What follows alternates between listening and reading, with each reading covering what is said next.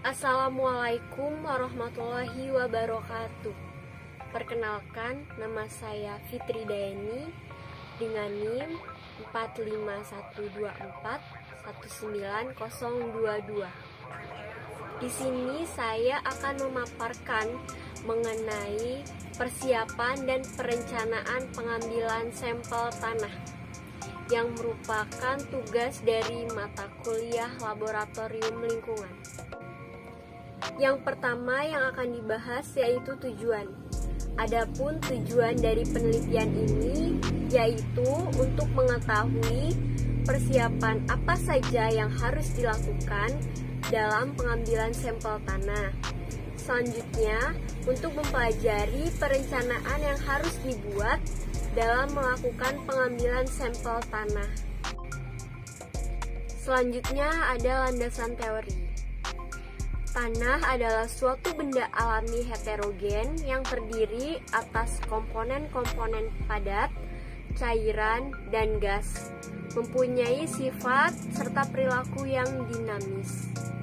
Menurut Septiani pada 2020, sifat tanah yang dinamis tersebut merupakan sistem yang terbuka dengan terjadinya proses pertukaran bahan dan energi secara berkesinambungan.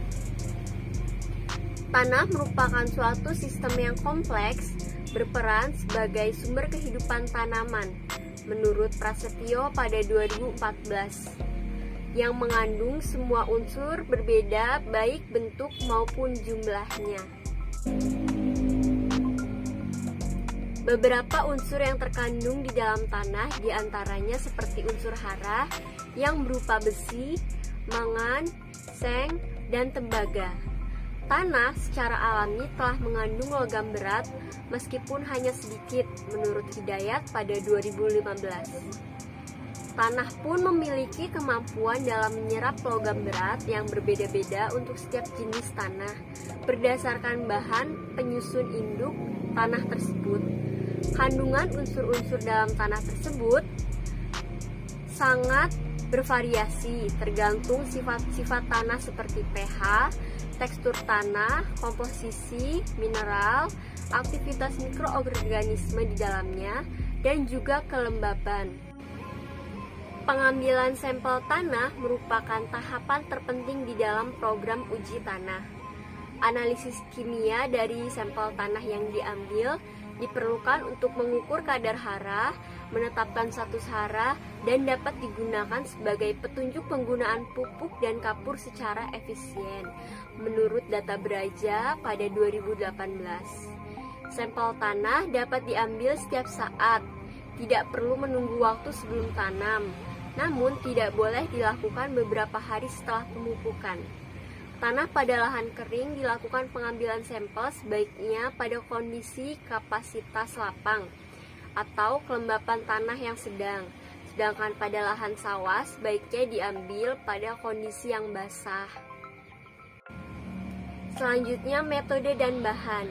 Penelitian ini menggunakan metode penelitian deskriptif yang menjelaskan bagaimana persiapan dan perencanaan pengambilan sampel tanah. Selanjutnya, untuk bahan yang digunakan berupa gambar maupun tulisan yang bersumber dari artikel ilmiah, jurnal nasional, dan laman internet. Bahan didapatkan melalui proses studi literatur yang telah dilakukan sebelumnya.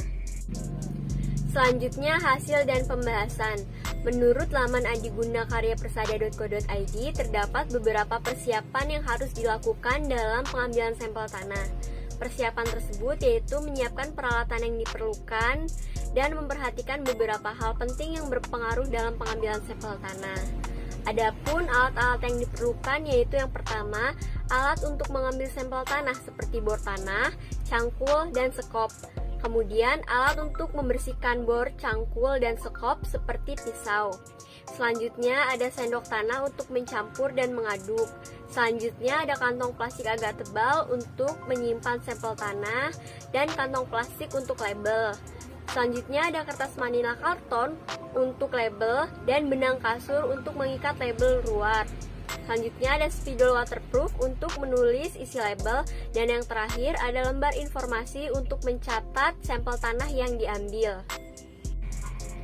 Dalam mengambil sampel tanah, selain peralatan yang harus disiapkan, ada juga beberapa hal penting yang harus diperhatikan, yaitu yang pertama, jangan mengambil sampel tanah dari galengan, selokan, tanah tererosi sekitar jalan, bekas pembakaran sampah, bekas penimbunan pupuk, dan bekas pengembalaan ternak. Selanjutnya, permukaan tanah yang diambil sampelnya harus bersih dari rumput-rumput atau sisa tanaman, bahan organik, dan batu-batuan atau kerikil. Kemudian yang terakhir, harus memperhatikan alat-alat yang digunakan bersih dari kotor-kotoran dan tidak berkarat. Kantong plastik yang digunakan sebaiknya masih baru dan belum pernah dipakai untuk keperluan lain. Dalam melakukan pengambilan sampel tanah, selain persiapan, terdapat perencanaan yang harus ditentukan. Perencanaan tersebut adalah penentuan teknik pengambilan sampel dan sistem pengambilan sampel. Menurut Rizkyana, terdapat 4 teknik pengambilan sampel tanah. Adapun teknik pengambilan sampel tanah yaitu sebagai berikut. Yang pertama, sampel sesaat atau grab sampel. Sampel sesaat merupakan sampel yang diambil langsung dari bahan tanah yang dipantau. Sampel ini hanya menggambarkan karakteristik tanah pada saat pengambilan sampel. Yang kedua ada sampel komposit atau komposit sampel. Sampel komposit merupakan sampel campuran dari beberapa waktu pengambilan secara otomatis atau gabungan dengan menggunakan peralatan yang dapat mengambil tanah pada waktu-waktu tertentu. Yang ketiga ada sampel gabungan tempat atau integrate sampel. Sampel gabungan tempat merupakan sampel yang diambil secara terpisah dari beberapa tempat dengan volume yang sama. Yang terakhir ada pengambilan sampel otomatis atau automatic sampling.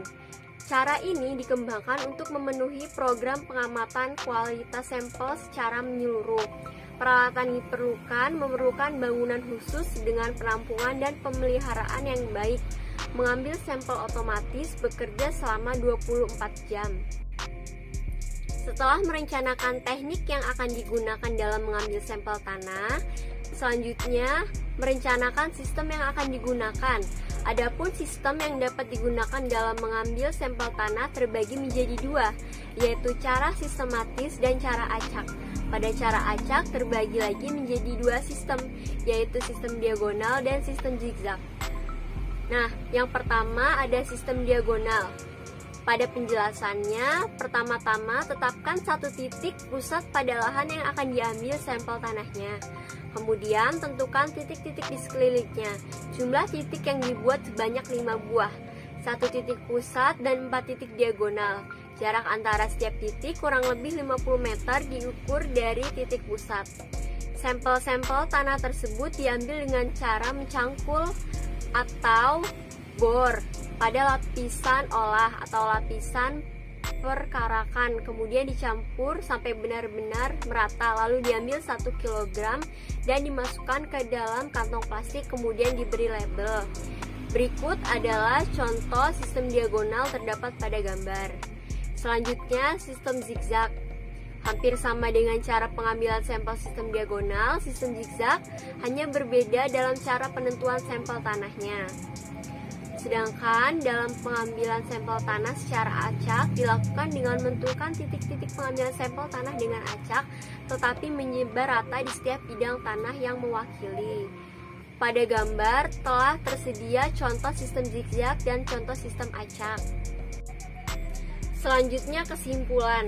Adapun kesimpulan yang dapat diambil dari penelitian ini yaitu yang pertama, persiapan yang harus dilakukan dalam pengambilan sampel tanah yaitu menyiapkan peralatan yang digunakan dan memperhatikan beberapa hal penting yang berpengaruh dalam mengambil sampel tanah.